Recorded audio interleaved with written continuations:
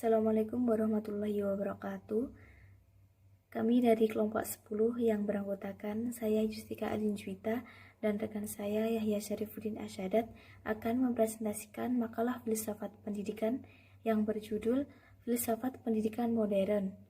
Nah, untuk materi yang pertama yang akan saya sampaikan adalah filsafat pendidikan pragmatisme. Nah, apa itu pragmatisme? Pragmatisme adalah aliran yang memandang bahwa benar tidaknya suatu ucapan, dalil, atau teori semata-mata bergantung pada berfaedah atau tidaknya ucapan, dalil, atau teori tersebut bagi manusia untuk bertindak dalam kehidupannya. Menurut aliran ini, benar tidaknya suatu ucapan, dalil, atau teori semata-mata bergantung pada manusia dalam bertindak. Istilah pragmatisme ini diangkat pada tahun 1865 oleh Charles S. Peirce sebagai doktrin pragmatisme.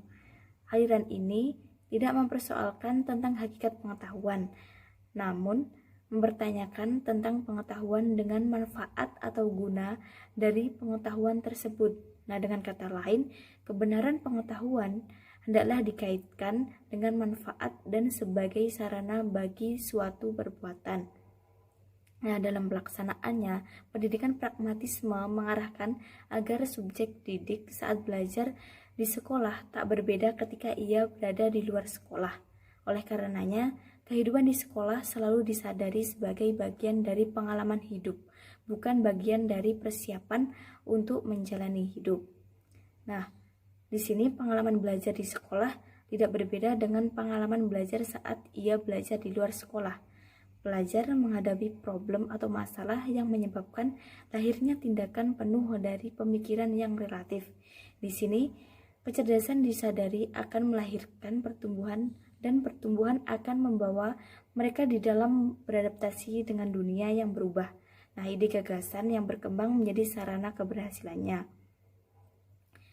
Untuk implikasi dari filsafat pendidikan pragmatisme terhadap pelaksanaan pendidikan mencakup 5 hal pokok. Nah, 5 hal pokok ini yang pertama adalah tujuan pendidikan.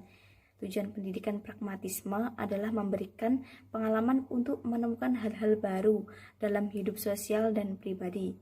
Yang kedua, kedudukan siswa. Kedudukan siswa dalam pendidikan pragmatisme merupakan suatu organisasi yang memiliki kemampuan yang luar biasa dan kompleks untuk tumbuh.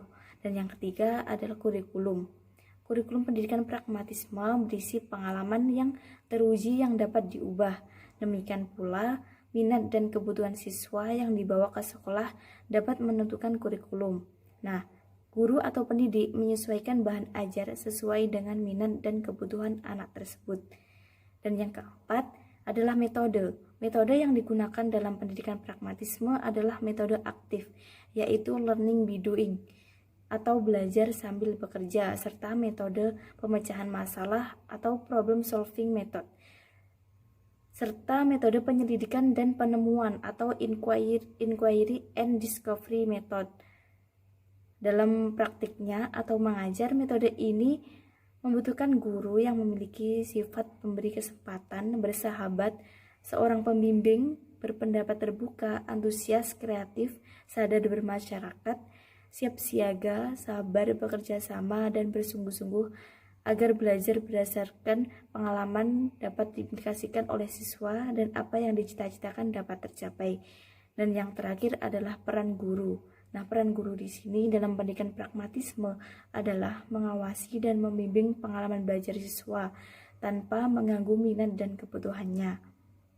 Nah, selain 5 hal pokok tersebut, pendidikan pragmatisme kerap dianggap sebagai pendidikan yang mencanangkan nilai-nilai demokrasi dalam ruang pembelajaran sekolah, karena pendidikan bukan ruang yang terpisah dari sosial. Setiap orang dalam suatu masyarakat juga diberi kesempatan untuk terlibat dalam setiap pengambilan keputusan pendidikan yang ada. Keputusan-keputusan tersebut kemudian mengalami evaluasi berdasarkan situasi-situasi sosial yang ada. Nah, sekian untuk materi yang pertama, dan materi selanjutnya akan dijelaskan oleh rekan saya Yahya Syarifuddin Asyadat. Assalamualaikum warahmatullahi wabarakatuh. Perkenalkan, nama saya Yahya Syarifuddin Asyadat dari PAII. Di sini saya akan menjelaskan bagian B, yaitu filsafat pendidikan eksistensialisme. Dalam aliran eksistensialisme, setiap individu didorong untuk mengembangkan segala kemampuannya untuk memenuhi kebutuhan dirinya. Aliran ini juga memberikan bekal pengalaman yang luas juga komprehensif dalam segala bidang kehidupan. Tujuan filsafat eksistensialisme dalam pendidikan ialah menjadikan sekolah sebagai tempat yang memberikan kebebasan serta tidak mengekang dan membelenggu keinginan atau kebutuhan siswa. Selanjutnya yaitu yang C, perbandingan filsafat pendidikan modern ditinjau dari ontologi pendidikan, epistemologi pendidikan, dan aksiologi pendidikan. Secara ontologi, filsafat pendidikan modern berarti ilmu hakikat yang menyelidiki alam nyata dan bagaimana keadaan yang sebenarnya. Apakah hakikat dibalik alam nyata ini? Ontologi dalam pendidikan itu sendiri merupakan analisis tentang objek, materi, dan ilmu pengetahuan. Yang selanjutnya secara epistemologi, filsafat pendidikan modern adalah pengetahuan yang berusaha menjawab pertanyaan-pertanyaan seperti apakah pengetahuan, cara manusia memperoleh dan menangkap pengetahuan, dan jenis-jenis pengetahuan. Untuk secara aksiologi, filsafat pendidikan modern merupakan suatu pendidikan yang menguji dan mengintegrasikan semua nilai tersebut dalam kehidupan manusia. Kemudian, nilai-nilai tersebut ditanamkan dalam kepribadian anak-anak. Sekian presentasi dari kami. Bila ada kurang-lebihnya, kami mohon maaf yang sebesar-besarnya. Akhiran, assalamualaikum warahmatullahi wabarakatuh.